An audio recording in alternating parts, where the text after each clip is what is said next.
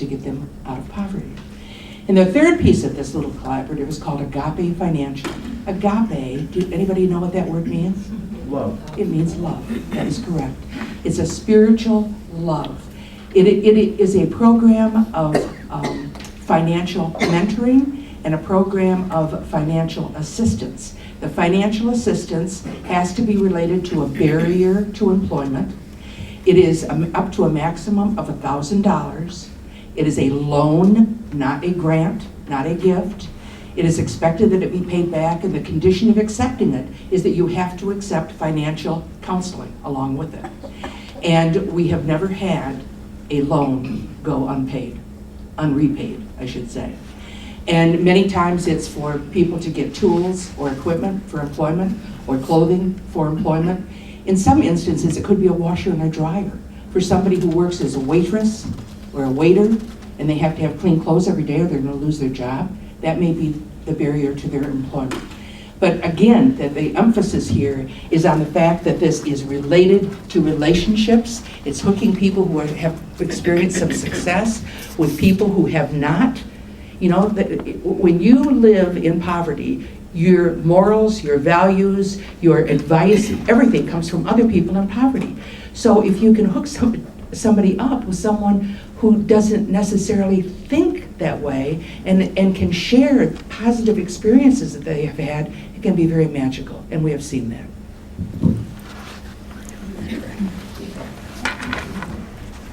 Let's see, we're going to do the rest of this in about 2 minutes. Now, when I started, I said that I only wanted you to take away 2 things, at least that I was going to say. And one of those is that education is the answer to reducing poverty. I'm going to tell you what the second one is in just a second. Mary and I have mostly been talking about how we've organized to help people exit poverty.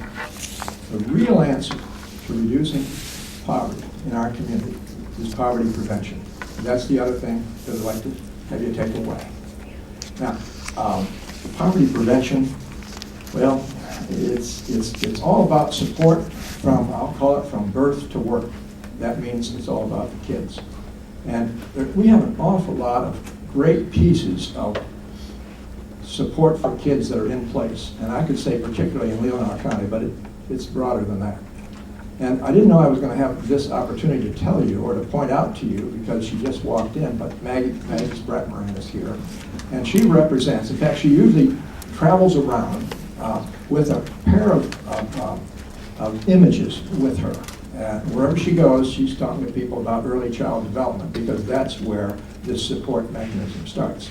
And the 2 images that she carries around, I want to ask her to present them today, that I'll tell you that they're images of 2 child brain development. And it goes up to about 18 months, right, Maggie? And one of them is pertaining to, I'll call it the normal child that's had all the support under the sun, and food and clothing and housing and warmth and hugs and all the rest of it. And that brain, that brain really looks great. And then there is the shot of the child who for 18 months maybe hasn't had enough food, hasn't had enough warmth, maybe even abused, but certainly has not had the surroundings that really are required for a child to develop during those 18 months. And the thing that Maggie would often point out, always points out, is that that's not recoverable. I mean, there's progress that can be made, but those brain connections that develop in the first 18 months, if they don't have the nurturing of all the support that's required, that child is at a disadvantage forevermore. Okay, that's the first point. Beyond that, and you know that there's lots out there in the realm of preschool and preschool development, early child. I'm trying to think of the name of it now, but there's a couple of programs out there for preschool that get kids ready for kindergarten. And then you're, I'm sure, familiar with the thought that don't forget the parents' role beyond the 18 months. That might start with vocabulary. It might include reading to kids at a very early age, certainly before they're able to do anything except look at the pages of the book and hear those words and hear those stories. That's where the brain develops further, and the interest in education and the acceptance of it comes along.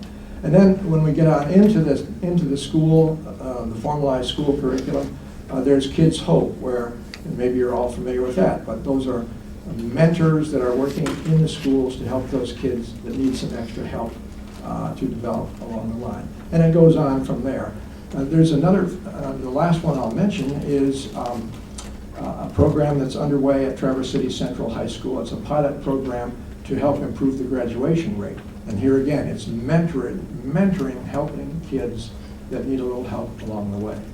Right here in Leelanau County, there's the RISE group. That's another kind of a mentoring activity for young men. I think it's all pertaining to high school kids, but mentoring really makes a huge difference. And in conclusion on this, I'm going to say, if I had a magic wand, I would have a mentor available for every kid from the time they're born clear on to the time they have a job. And you know, we can do that. We can do that together. And you can do it in this group. Each one of you could be a mentor, and then you could reach out and find a couple more people.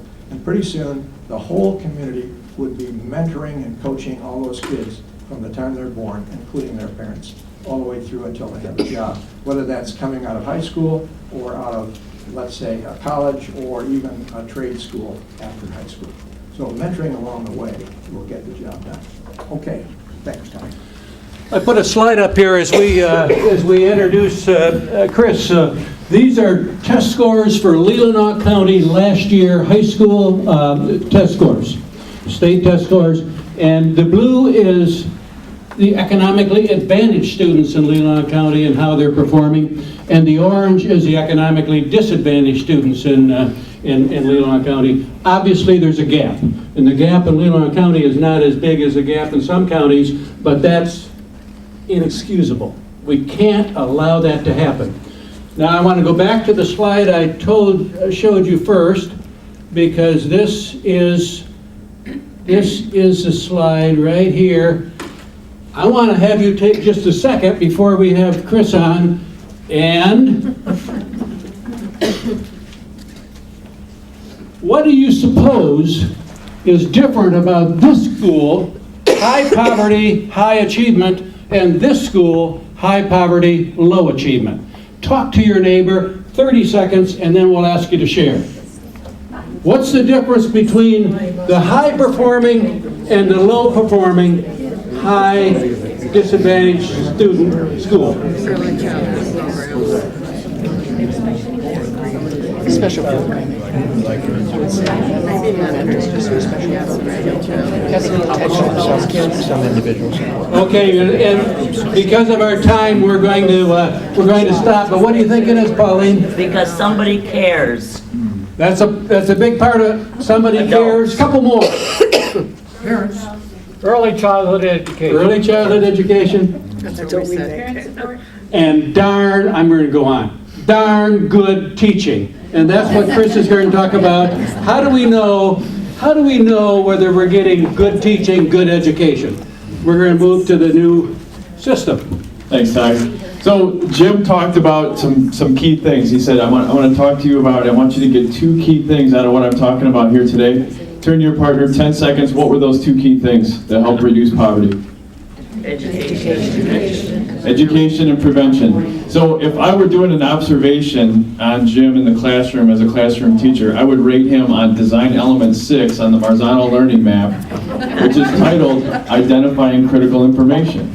And so his task, one of the look-fors when I'm going into a classroom is, did he change his tone of voice? Did he identify? How did the students in the classroom know that the information that's about to be presented is important, is critical to their learning, and that's an important piece?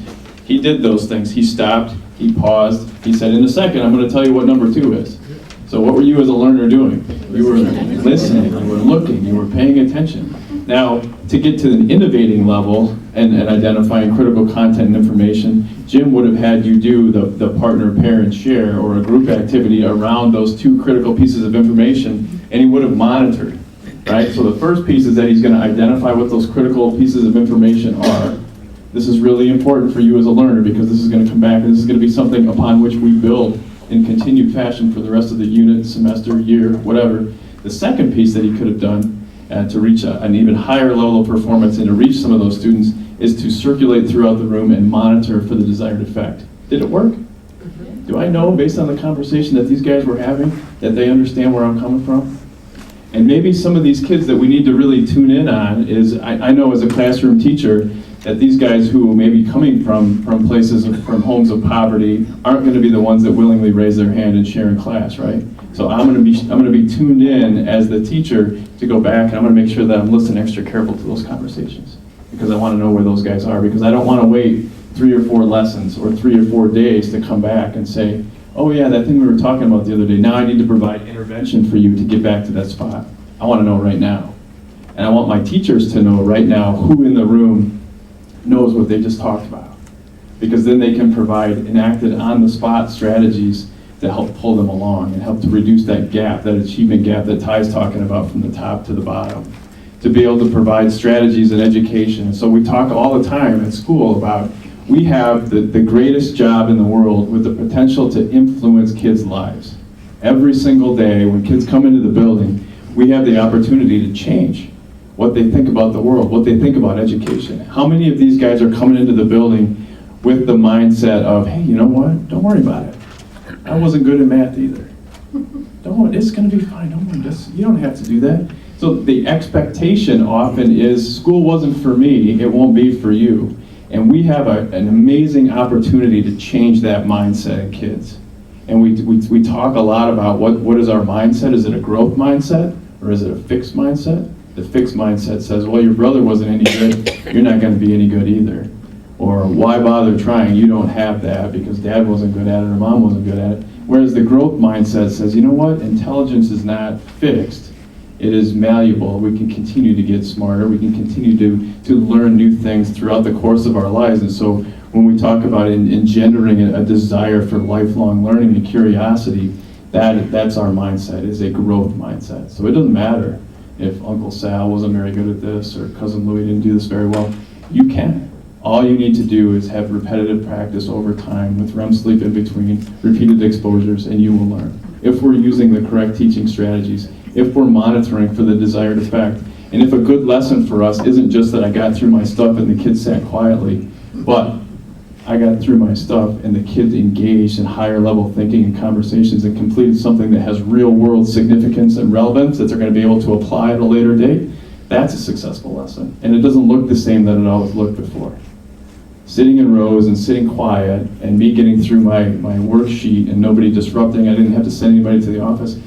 Some of those things are still important, but it's much more important now that we're teaching kids how to collaborate and how to work with one another, how to problem solve, and how to share their thinking and how to think at deeper levels.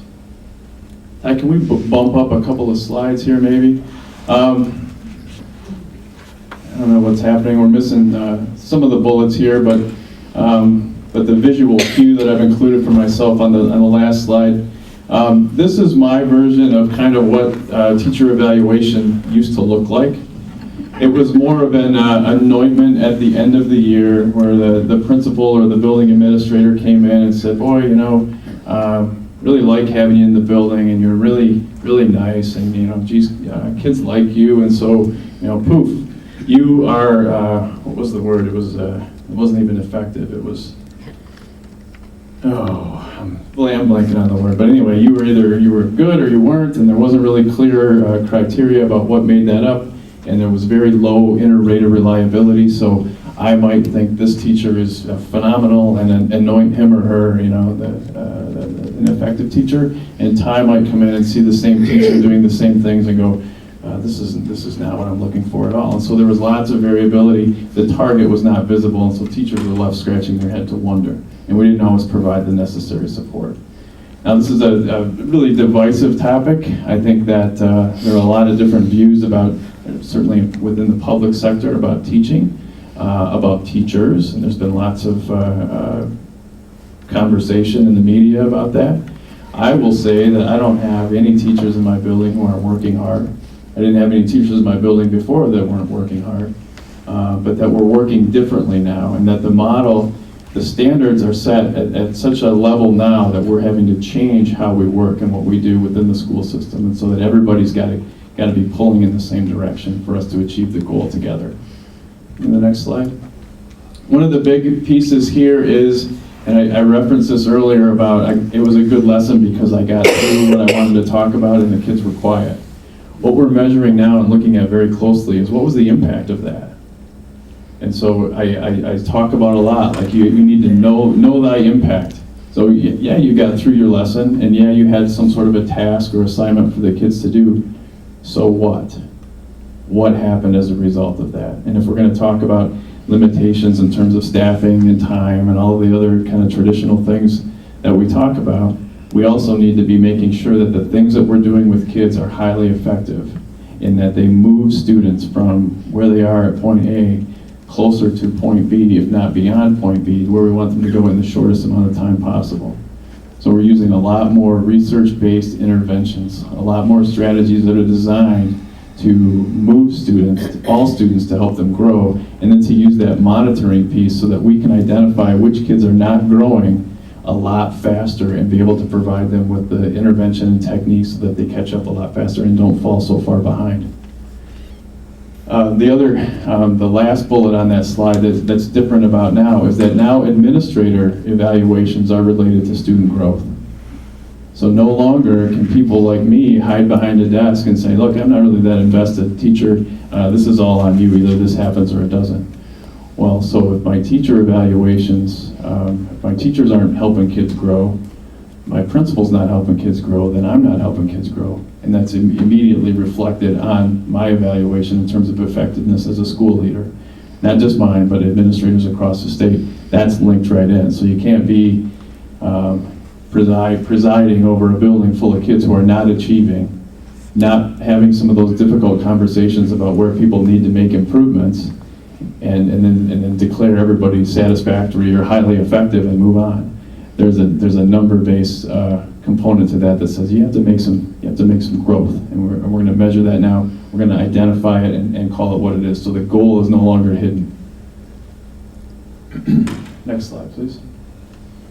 So we have performance categories. There are 4 categories within which teachers and administrators can be rated. That's been in place for a while now. And the next one, please. Within the law, also, it talks about the decisions that can be made that are based in terms of evaluation and how people finish or how people are working throughout the year. And so now it can include things like promotion, retention, and development. And so the key components here for me are that there are ample opportunities for improvement, and that there's also ample opportunity for staff growth and development. I think one of the big things that I see sort of misrepresented or misunderstood is that there's this idea that you can't support teachers and hold them accountable at the same time. And I think that this system, there's sort of either the belief that either the teachers and the school administrators are lazy and they're not doing anything, or there's the other side of the story that says the administrators are really just hammering the teachers for no good reason, and these poor people. This new system, this new shift really talks about how can I help each of the staff members in the building grow, but also within a framework that says there's still some accountability measures. And so we're using that to also help provide feedback. And so we talk about continuous improvement cycles and measuring, okay, what do we think is going to happen if we do this, and how are we going to measure that? And if it doesn't turn out that we got the result that we wanted, what are we going to do to revise that next time? And then how frequently do we cycle through to make sure that we're making changes quickly enough to have a positive impact on kids? The other nice progress component now is a mid-year progress check. And so in January, we sit down with our teachers and we say, okay, if we had to finalize the evaluation right now based on your growth goals and based on the growth that your students have done, your evaluation would be, your rating would be, highly effective, minimally effective. And so then we plan from that point. So, okay, if this is where you want to be at the end of the year, you're fine. If it's not, if you're not satisfied with this, what things do you need? What goals will you set? What action steps will you have in your plan moving forward? And what kind of supports and developmental ideas can I provide for you as the administrator to coach you to that next level of performance? So if you base that idea on the success of any organization is the recruitment and retention and training and development of good quality staff, We look at it the same way in the school. So if I get good people in, what can I do to continue to challenge them? So even those top performing teachers who every kid loves and they're all doing really great in that class, how do I challenge that person? That didn't happen before necessarily in the old model. And the old model was like, oh, hey, you know, Al, you're great again this year. Your kids are doing great. They love you. You're highly requested. Congratulations. Well, that's great for Al in some ways. It's not so great in that it's not very helpful if he wants to continue to grow. And my concern with that is if I don't continue to challenge even the top performing students or the top performing teachers, that they start to disengage mentally. There's something that's not there for them that continues to push them. Yeah, a lot of them are self-motivated and they're going to be able to do that. They're going to grow a lot more and be a lot more engaged and a lot more on board with the process if I can provide something for them to grow and challenge them. Next one, please. So here's a couple of guys that are helping us revise what we're doing. And the guy on the left is Robert Marzano, and he has authored many books and done lots of research on effective strategies in classrooms. And so we're using his model for the teacher evaluations. His was one of 5 that were approved by the state of Michigan, that when they revised the law, they said you have to kind of choose one of these or get your sort of homegrown method approved. The guy on the right is named John Hattie, and he's an educational researcher from New Zealand. And sort of his big contribution to the field has been what he calls effect size. And so this is based on a mathematical calculation, but essentially is how far did you move the kid in the amount of time that you had them? How much growth did you have for that student? And he's really the big know thy impact guy. And so if you take the growth and divide that by the difference from the top performers to the bottom performers, and so that achievement gap or the standard deviation in the growth, you get an effect size calculation, which related in a decimal point. Or actually you could be a 1.0 if you're really growing like crazy. This is what the interface looks like that I look at multiple times a day when I'm doing classroom observations or if I'm reviewing growth plans. And so it's a little out of focus and harder to see here, but this is the observation tab. So if I'm going to do a walkthrough observation, I'm looking for a specific thing, like I email the staff and say, hey guys, this week I'm really looking for feedback on identifying critical content. I'll be walking through and I'll be looking for those specific things, and then I provide that teacher with content, with immediate feedback through this. So this comes right into their email and it says, hey, you have a new observation to review. I've given them a rating, I've given them feedback based on what I saw. They can log in and say, well, here's what I was doing, this is what I was thinking. We finalize it, and that becomes a piece of their final evaluation. Instead of one formal observation that was kind of an orchestration where everything was sort of preset, what this tool enables me and other school administrators to do is to see a lot more samples over time of what's really going on. It's a much more representative approximation of what's going on in the classroom. So it gives me more ideas, it gives me more frequent feedback between the teacher and I to know what she's working on, what her individual growth goals are, and what her goals for her students are. And when we overlay that with the performance of her students on multiple assessments, we have a much better cross-section of an awareness of what's happening in that classroom. Next. This is the Marzano learning map that I talked about earlier. And so it's divided into, this is just the domain 1, the classroom strategies and behaviors. So each one of these lines is called a design element. And this is all the pedagogy that our teachers are engaging in. And there's this is not hidden. These are all things that the teachers know about in advance. And like we say, the answers are in the back of the book here, because they can go and say, okay, this is number 6. Chris is looking for identifying critical content. So what does that look like when he comes in? What's this going to look like? And so they can go and see. Like, these are all the components that should be in place. And here are some additional resources that you can go and find to become more adept at identifying critical content. And as an educator, these are the ways that you can assess whether or not your students are benefiting from your efforts to identify critical content. So it's all out front, it's all in the open. And what this is helping us do in our building and in other buildings is it's creating a common language about instruction. What does good instruction look like? When teachers and students get together in the presence of content, what's happening? Because my version of it might be, again, Ty and I may have, and Ty and I don't have really big instructional philosophical differences. I'm just using it as an example. We may think that we're seeing the same thing, but unless we're actually in that spot with the same definition, it could be totally different things.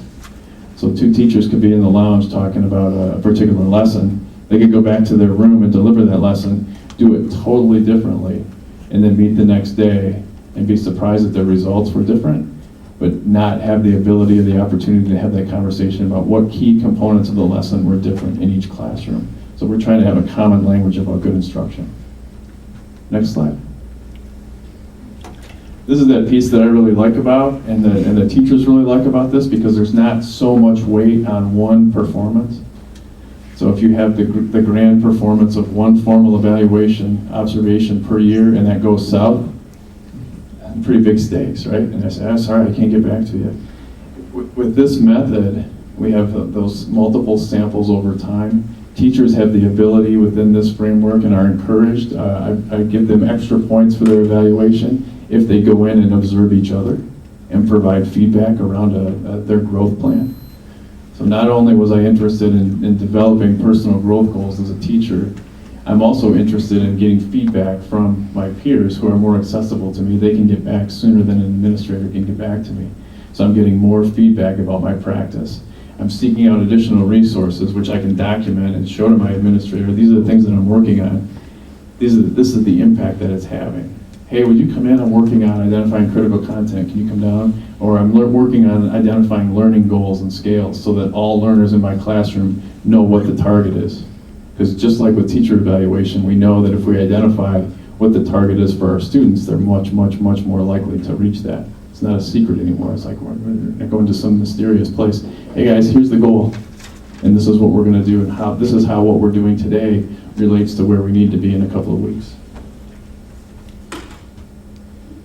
Which brings us to that true sense of a professional learning community where teachers are talking about, watching videos about, taping themselves, taping each other, playing those videos back, and really breaking down at a discrete skill level those things that individually may not be that impactful, but when done well, and this is where the art comes in, with the art and science of teaching, when they weave those things together skillfully, like all good teachers do, this is really boosting the conversations that they have in the lounge and during their planning and prep periods about good instruction and about how to get all kids to achieve beyond what they thought they could. All right, I did it. I have about 30 seconds for questions. Yes? How do you deal with kids who are in poverty? We know that they are most at risk to perform below that line. And so we know that those risk factors are there. So we have a referral to make sure that, and Jim and I talked about Maslow's hierarchy of needs. So you got to make sure that those basic things are taken care of. Obviously we can't, there's a limit to what the school can do, but we're doing everything we can to make sure that they're connected with those outside organizations and service providers. We're doing everything that we can in the building. So if you don't have running water, okay, well, you know what? We can provide you access to a locker room maybe, so you can go in and take a shower. We know that you don't have clean clothes, and so we can try to wash those. We try to eliminate as many of those kind of physical needs, whatever we can do to provide that safety and security in that physical environment, so that they're then available to do that next higher order thinking and learning kind of things. Yeah. So, related to that, I'm really happy you were into John Hattie and Marzano. I'm wondering, my experience around here is multi-tiered systems of support isn't really embedded. And so, when you're dealing with children in poverty, and taking it, when Maggie was sitting there, I'm trying to recall the author's name, who talks extensively about the development of gray matter for children in poverty. Time is crucial, and now in Northport, back in the day, there was a move towards block scheduling. providing time for kids in poverty to master is huge. And what my concern for you and educators in general is that our society still views school as the main mechanism of selecting and sorting.